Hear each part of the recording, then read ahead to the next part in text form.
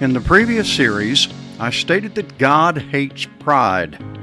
This is based on Proverbs 6:16 through 19. By the way, I recommend going through the three-part series on the ignorance of pride before you listen to this series. It actually helps to set the foundation for this one. As stated in the previous series, it's a bit baffling to me to think that God hates anything. There are two reasons for this. First, that John tells us God is love, and second, the omniscience and omnipotence of our Creator. God designed everything, displaying an intelligence far beyond the scope of our ability to understand it. And having designed it, it works exactly the way the Father intended. There are no mistakes. And if there appears to be any, well, at least as far as we're concerned, it does not surprise the great designer. Think about it. God knows everything, meaning He knows where it's going before it even gets there.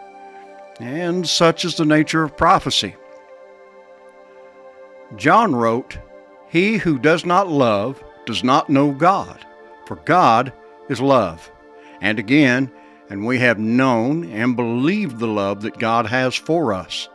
God is love, and he who abides in love abides in God, and God in him." How does John say it? We have known and believed the love that God has for us. What a wonderful statement. It's one thing to hear about the love of God, but entirely another to know and believe that love. God is love. Not does love, although He certainly does, but it's the very substance of love itself.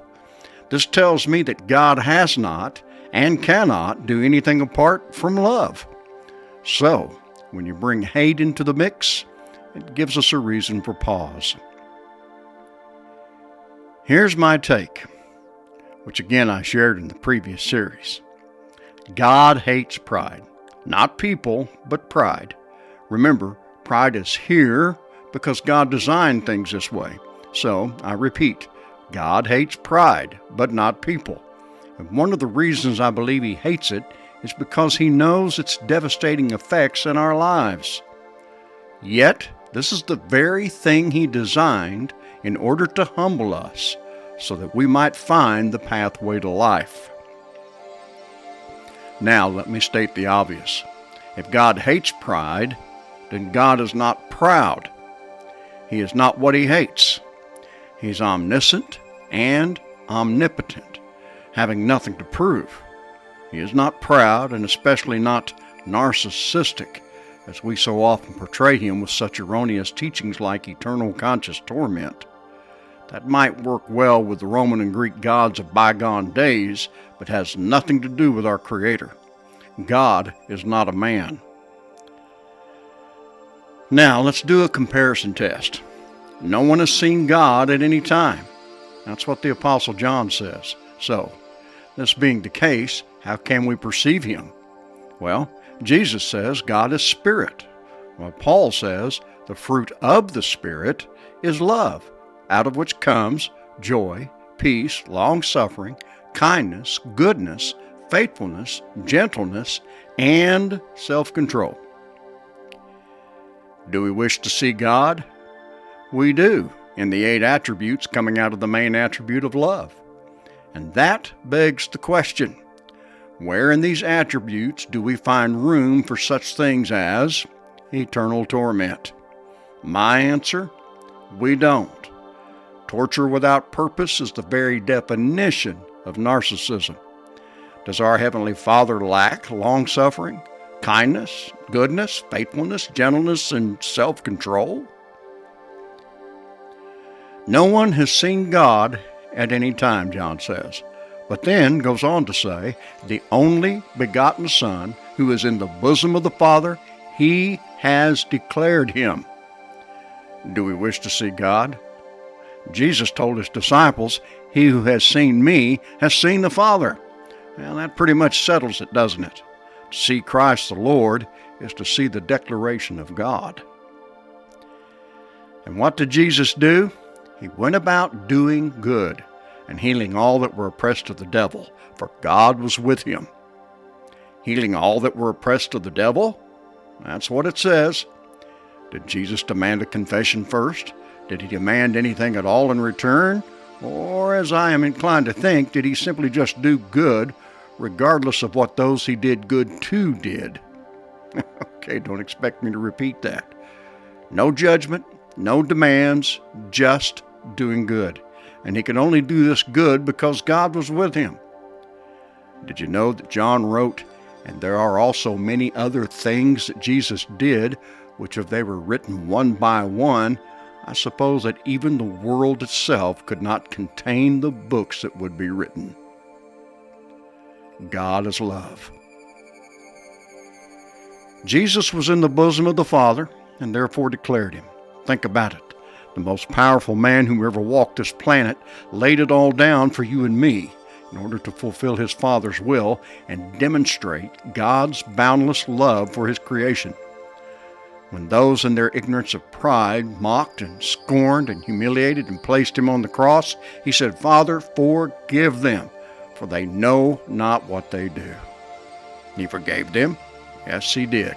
And in doing so, he declared the fact that God is love, a love beyond that of the often fickle love we see in us. When Jesus died for those who murdered him, he demonstrated that God's love and grace surpasses even the deepest darkness in men's hearts.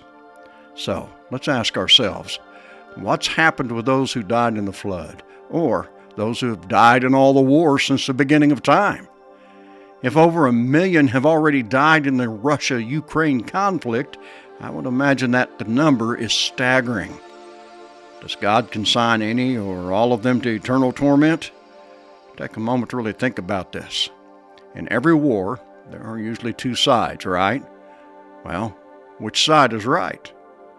Which side thinks they're right? Are the answers based on belief and unbelief? If so, how do we account for the fact that Jesus forgave everyone who didn't believe? What does that say to us? Okay, so here's my take, based on Adam and Eve's firstborn son, Cain. As all of us know, he murdered his own brother, Abel. Most see this as just that, a brother murdering a brother. Me, I see it as more than that. Cain is a tiller of the ground, where the ground speaks of the heart, and tilling it refers to the struggle to get that ground to bear fruit. Abel is a keeper of sheep, indicating a love, not only for one's brother, but for everyone. Old self, new self. Guess who wins in the beginning? Guess who wins in the end? The fact that Cain asked God, "Am I my brother's keeper?" effectively demonstrates our own inward struggle, does it not? Do you know the answer to this question? So, Cain kills his brother Abel. What does God do? Here's what we read. "And he said, 'What have you done? The voice of your brother's blood cries out to me from the ground. So now you are cursed from the earth, which has opened its mouth to receive your brother's blood from your hand. When you till the ground, it shall no longer yield its strength to you. A fugitive and a vagabond you shall be on the earth.'" I don't know about you, but I don't see any form of eternal torment in these passages. You are cursed from the earth. So, when you till the ground of your heart, it shall no longer yield its strength to you. What the heck does that mean? Well, creation testifies that it means you simply won't bear fruit. And that, dear friend, is true when we walk in pride. When we sow to the flesh, we reap corruption. "A fugitive and a vagabond you shall be on the earth." Both fugitive and vagabond basically mean to waver and wander. In other words, arrogance leads to having no real purpose in life. You're here, you take up space, but that's just about it. Now, note what Cain comes back with.